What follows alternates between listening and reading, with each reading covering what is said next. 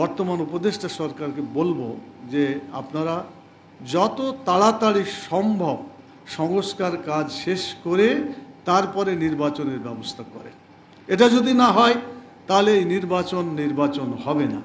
এই নির্বাচন অতীতে যে সমস্ত নির্বাচন আমরা দেখেছি ওই রকমই নির্বাচনে একটা হইতে পারে, যার আলামত আপনারা 2014-তে দেখেছেন, 2018-তে দেখেছেন, 2024-এ দেখেছেন। এই উপদেষ্টা পরিষদকে আমরা সহযোগিতা করতে হবে যাতে এই সমস্ত বাজে জঞ্জাল, যে সমস্ত লোকেরা শাসন ব্যবস্থাকে মানে সমাজের প্রতিটা রন্ধ্রে রন্ধ্রে এই সমস্ত খারাপ লোকেরা জায়গা দখল করে আছে। আসসালামু আলাইকুম ওয়া রাহমাতুল্লাহি ওয়া বারাকাতুহু। আপনারা সবাই ভালো আছেন? আলহামদুলিল্লাহ আলা কুল্লি হাল। আজকে 2024 সালের 5ই আগস্টে যে বিপ্লব হলো, পতিত সরকারের শোষণ, জুলুম, অত্যাচার, নির্যাতন যা কিছু ছিল তার প্রতিবাদে ছাত্ররা আন্দোলন শুরু করে এবং আলহামদুলিল্লাহ দেশের জনগণ, শুধু ছাত্ররাই করেছে তাই নয়, শিক্ষকেরাও সেদিন ঝাঁপিয়ে পড়েছে, পুরুষ ঝাঁপিয়ে পড়েছে, মহিলারা বের হয়েছে, শ্রমিক বের হয়েছে, এমনকি ঘরের মহিলারা যারা ছোট বাচ্চা নিয়ে তারাও কিন্তু সেই আন্দোলনে ঝাঁপিয়ে পড়েছিল। আপনার মনে আছে আমি গেছিলাম সেই বাচ্চাটাকে দেখতে, 1.5 বছরের একটা শিশু, তার মা গুলি লেগে সেখানেই মারা গেছে। পরবর্তীতে বাংলাদেশ জামাত ইসলামীর আমির ডক্টর শফিকুর রহমান ভাই তিনি গিয়েছিলেন সেখানে। সেই বাচ্চাকে দেখার পরে সিদ্ধান্ত দিয়েছেন যে এই ছেলেটা যতদিন এটা প্রতিষ্ঠিত না হবে, যতদিন পর্যন্ত এই শিশুটা অন্যের মুখামুখি থেকে মানে নিজের পায়ে দাঁড়াতে না পারবে, ততদিন পর্যন্ত এই দায়িত্ব বাংলাদেশ জামাত ইসলামী পালন করবে। আলহামদুলিল্লাহ। এটা শুধু একটা ঘটনা নাই, অনেক ঘটনাই আছে।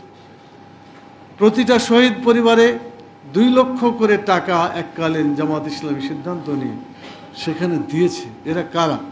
এরা ওই সমস্ত লোক যারা জীবন দিয়ে এই দেশের সত্যিকার স্বাধীনতাকে ফিরিয়ে আনার চেষ্টা করেছে। এই আন্দোলন শেষ হয়েছে বলে আমরা মনে করি না। এই আন্দোলন সবেমাত্র শুরু হয়েছে।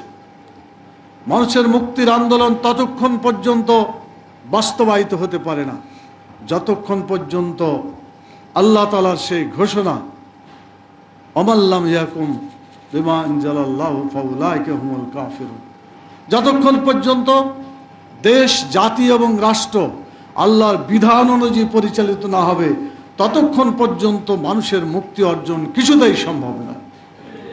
আর সেজন্যই মুহাম্মদুর রাসূলুল্লাহ সাল্লাল্লাহু আলাইহি সাল্লাম কোরআনের আইনকে বিজয়ী করার জন্য তিনিও আন্দোলন শুরু করেছেন। আমি সে কথায় আসছি, তার আগে আর একটা কথা বলতে চাই। সেটি হলো আল্লাহ তাআলা মানুষকে যে সৃষ্টি করলেন তার সম্পর্কে তিনি স্পষ্টভাবে বললেন, ওমা খালাকতুল জিন্না ওয়াল ইনসা ইল্লা লিয়াবুদুন, জিন এবং মানুষকে শুধুমাত্র কেবলমাত্র একমাত্র সৃষ্টি করা হয়েছে আল্লাহর গোলামি করার জন্য, অর্থাৎ আল্লাহর আইনকে বাস্তবায়ন করার জন্যই আল্লাহ তাআলা সৃষ্টি করেছেন। ইবাদতের ডেফিনেশন বলতে গিয়ে একজন বলেছেন, ইখরাজুল ইবাদ মিন ইবাদাতিল ইবাদ ইলা ইবাদাতিল্লাহ, মানুষকে মানুষের গোলামি থেকে উদ্ধার করে আল্লাহর গোলামির দিকে ফিরিয়ে আনাই হচ্ছে সত্যিকার ইবাদত। আজকে মানুষ যদি মানুষের গোলামি না করত তাহলে এত জুলুম, অত্যাচার, নির্যাতন, নিষ্পেষণ হতো না।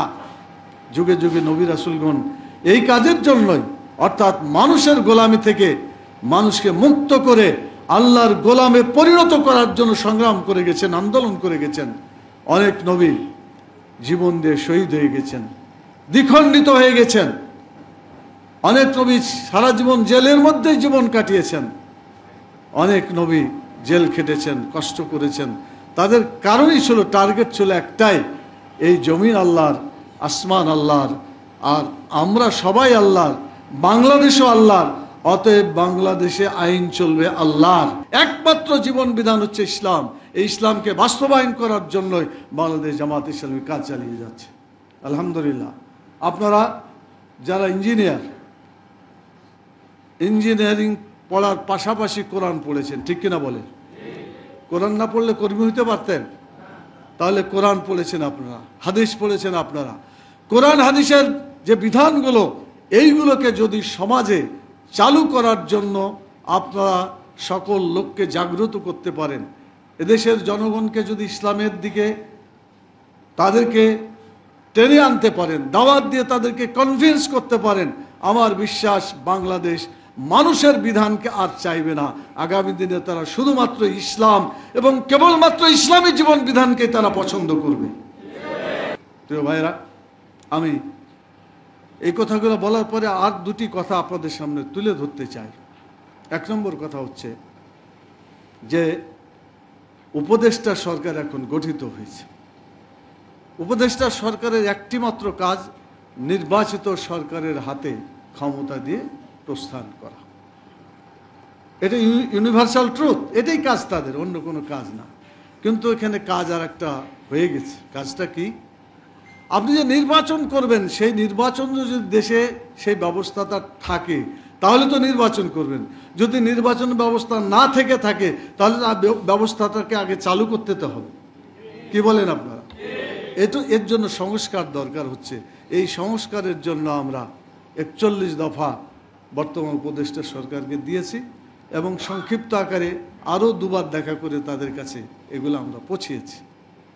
আমি বর্তমান উপদেষ্টা সরকারকে বলবো যে আপনারা যত তাড়াতাড়ি সম্ভব সংস্কার কাজ শেষ করে তারপরে নির্বাচনের ব্যবস্থা করেন। এটা যদি না হয় তাহলে এই নির্বাচন হবে না। এই নির্বাচন অতীতে যে সমস্ত নির্বাচন আমরা দেখেছি ওই রকমই নির্বাচনে একটা হইতে পারে, যার আলামত আপনারা 2014-তে দেখেছেন, 2018-তে দেখেছেন, 2024-এ দেখেছেন। বিগত পতিত সরকার বলল যে যাবে না কোনোদিন বাংলাদেশ থেকে, খুবই অহংকার করলেন। প্রাইড গোজ বিফোর এ ফল, একটা ইংরেজি কথা আপনারা শুনেছেন, অহংকার পতনের মূল। অহংকার করলে সেটা টিকে থাকে না। আল্লাহ তাআলা অহংকারীকে ভালোবাসেন না, আর অহংকারী লোক জান্নাতেও যাবে না, হাদিসে এটাও আছে। তো এত অহংকার করলো, শেষ পর্যন্ত অহংকার কি টিকেছে? দেখা গেল যাবে না বললো, কোথায় যে গেল কেউ টেরি পাইল না। আমাদের আল্লামা দেলোয়ার হোসেন শাহিদ রাহিমাহুল্লাহ, আল্লাহ তাআলা তাকে জান্নাতবাসী করুন, উনি বলছিলেন সময় এমন আসবে পালাবার জন্য ইন্দুরের গর্ত পর্যন্ত পাবে না। শুনছেন তো আপনারা, একাধিকবার শুনে। তো ইন্দুরের গর্তে যেতে পারে না, শেষে উপর দিয়ে পালাইছে। কথা তো ঠিকই হয়েছে। এই উপদেষ্টা পরিষদকে আমরা সহযোগিতা করতে হবে যাতে এই সমস্ত বাজে জঞ্জাল, যে সমস্ত লোকেরা শাসন ব্যবস্থাকে মানে সমাজের প্রতিটা রন্ধ্রে রন্ধ্রে এই সমস্ত খারাপ লোকেরা জায়গা দখল করে আছে। আর কল্পনা করা যায় একটা মানুষ, এটা শুনলাম বোধহয় চট্টগ্রামের আখতারুজ্জামানের ছেলে সাইফুজ্জামান বোধহয়, সম্ভবত আমি যতটুকু মানে খেয়াল করেছি, তার বাড়ি যেন বিদেশে কয়টা আছে আপনারা শুনছেন? কয়টা? হ্যাঁ, কেউ বলছে 900, কেউ বলছে 600, আল্লাহ ভালো জানেন কত। তো একটা মানুষের বাড়ি তো একটাই হওয়া দরকার, এটাই দরকার থাকে, এত দরকার নেই। এত বাড়ি করছে, তার মানে কি? এরা মানুষ নামের কলঙ্কতে পরিণত হয়েছে। এত মানুষের সম্পদ চুরি করে, ডাকাতি করে। ব্যাংকে টাকা আছে কার? জনগণের টাকা। সেই ব্যাংকের টাকা চুরি করে যে বিদেশে পাচার করা হয়েছে। ইসলামী ব্যাংকে আপনারা জানেন এটা সবচাইতে 1 নম্বর ব্যাংক। সেই ব্যাংকটাকে কিভাবে ফোকলা করে ফেলল। এরা কত বড় চোর হতে পারে, ডাকাত হতে পারে, ভাষা দিয়ে প্রকাশ করা যায়। অতীত সরকার যে হয়ে গেছে তার একজন পিয়ন বোধহয়, তারও বোধহয় বেতন 200 না কত কোটি, 400 কোটি, আমি তো ভুলি কমই বলছি, 400 কোটি টাকা। আচ্ছা, এই কথা বলতে তো লজ্জা থাকা উচিত ছিল। আর এই দায়িত্বটা কার? যার অধীনে চাকরি করে তারই তো সেটা দায়িত্ব। কিন্তু হাসি মুখে এটা বলছে যে দেখো কি ধরনের কাজ করছে। তার মানে এগুলাই তৈরি করছে। দলটাই আসলে নষ্ট দল। আমি আপনাদের কাছে সেই কথাগুলো কোরআন এবং সুন্নাহর আলোকে কয়েকটা বলে আমি আমার কথা শেষ করতে চাই। 1 নম্বর কথা হচ্ছে, আমি বললাম কোরআন অর্থসহ পড়বেন, হাদিস অর্থসহ পড়বেন এবং বাদ দিবেন না। শরীর বাঁচানোর জন্য যেমন খাবার প্রয়োজন, আপনার রূহকে বাঁচানোর জন্য কোরআনের জ্ঞান প্রয়োজন আছে। কোরআনের অধ্যয়নের ব্যাপারে রাসূল সাল্লাল্লাহু আলাইহি ওয়াসাল্লাম বলেছেন, তালাবুল ইলমে ফারিজাতুন আলা কুল্লি মুসলিমিন ওয়া মুসলিমাতিন, মানে কোরআনের জ্ঞান অর্জন করা, এটাকেই সত্যিকার জ্ঞান বলা হয়েছে। এটা প্রত্যেক মুসলমানের জন্য ফরজ, সে পুরুষ হয় আর মহিলা। আচ্ছা, আপনাদের বাড়িতে মহিলা আছে নাই? বিয়ে শাদী করলে তো আছে, আর না করলেও থাকবে, মা থাকতে পারে, বোন থাকতে পারে, অনেক কিছু থাকতে পারে। তো যে বাড়িতে আপনি আছেন সেই পরিবারের মহিলা কোরআন অর্থ সহ কি পড়ে? তা আমি কি আশা করতে পারি যে আপনারা নিজেও জান্নাতে যাবেন, পরিবারদেরকে নিয়েও, স্ত্রীদের নিয়েও আপনারা জান্নাতে যাবেন? রাজি আছেন নাকি ভালোবাসেন না? যদি ভালোই বাসেন তা আপনি জান্নাতে যাবেন, ওকে নিবেন না সাথে? আরে আল্লাহ বলছে সাথে নিয়ে যাও জান্নাতে। আমি এমনি বলছি না, কোরআন থেকে বলতে চাই। সূরা যুখরুফের 70 অফ সূরা যুখরুফ, সোনা, যুখরুফ মানে সোনা, সোনার একটা সূরা আছে। ৭০ নম্বর আয়াতে আল্লাহ বলছেন, উদখুলুল জান্নাতা আনতুম ওয়া আজওয়াজুকুম তুহবারুন, তুমিও জান্নাতে ঢুকো, তোমার স্ত্রীকে নিয়ে জান্নাতে ঢুকো, মনের আনন্দে জান্নাতে ঢুকো তোমরা। তো বলেন এখন স্ত্রীকে নেবেন কিনা সাথে? আল্লাহ বলছেন নিয়ে যেতে। আপনার মেয়ে আছে, মেয়েদেরকে তৈরি করেন, তারা জান্নাতে যাবে। যাদের মেয়ে 3টা হয়, আল্লাহ রসুল বলছেন যে জান্নাত চলে যাবে তারা। আছে না হাদিস? 2টা হলেও জান্নাতে যাবে, আলহামদুলিল্লাহ। শর্ত হচ্ছে মেয়েদের উপরে ছেলেদেরকে কোনো প্রায়োরিটি বা প্রাধান্য দিবেন না। মনে থাকবে কথাটা ইনশাআল্লাহ। তো এখন আমি যেটা বলতে চাই, আর এদেরকে জাহান্নাম থেকে বাঁচার কথাও আল্লাহ বলেছেন, বলেন না? সূরা তাহরিমের 6 নম্বর আয়াত আপনাদের মুখস্থ আছে, কু আনফুসাকুম ওয়া আহলিকুম নারা, তুমিও বাঁচো, তোমার আহালকেও, পরিবার সদস্যদের, তাদেরকেও বাঁচাও জাহান্নামের আগুন থেকে। তো প্রিয় ভাইরা, আপনি নিজে বাঁচবেন, পরিবারকে বাঁচাবেন। আমরা একসাথে জান্নাতে যেতে চাই, জাহান্নাম থেকে বাঁচতে চাই। রাজি আছেন তো? তো জাহান্নাম থেকে বাঁচার, জান্নাতে যাওয়ার টার্গেট নিয়ে আজকের এই কর্মী সম্মেলন। আমি অনেক অনেক ধন্যবাদ জানাই, আপনারা আমার কথাগুলো শুনেছেন, রেসপন্ড করেছেন। একটা হাদিস বলে শেষ করে দিই, মিশকাত শরীফের হাদিস। কবরে গেছে, কবরে যাওয়ার পরে এক লোক, আপনারা জানেন তো কবর আইদার পার্ট অফ প্যারাডাইস আর either the part of hell, জাহান্নাম অথবা জান্নাতের একটা ঘর, টুকরা। তো কবরে যে সে জান্নাত পাইছে, কিছুদিন পরে আল্লাহ তাআলা তাকে প্রমোশন দিয়া, মানে জান্নাতের দোতলায় নিয়ে গেছে, প্রমোশন নিয়ে গেছে। সেই লোক বলছে যে আল্লাহ, এতদিন থাকলাম এমনি, এখন যে প্রমোশন হলে এত পরে, তো বুঝলাম না কোত্থেকে কি আসলো। আল্লাহ বলবেন যে তুমি দাওয়াতি কাজ করছিলা, যে লোকগুলা কোরআন পড়ে নাই, যারা নামাজ পড়তো না, যারা ভালো কাজ করতো না, তাদেরকে এই সমস্ত কাজ তুমি করতে বলেছো, কোরআনের আইন চালু করার জন্য চেষ্টা করতে বলেছো, তারা এখন করছে। তোমার দাওয়াতের কাজের কারণে ওই লোকগুলা আমল করছে, তারা তো নেকি পাচ্ছে, টোটাল নেকিটা তোমার ভাগে আমল নামায় যোগ হয়ে গেছে, আলহামদুলিল্লাহ।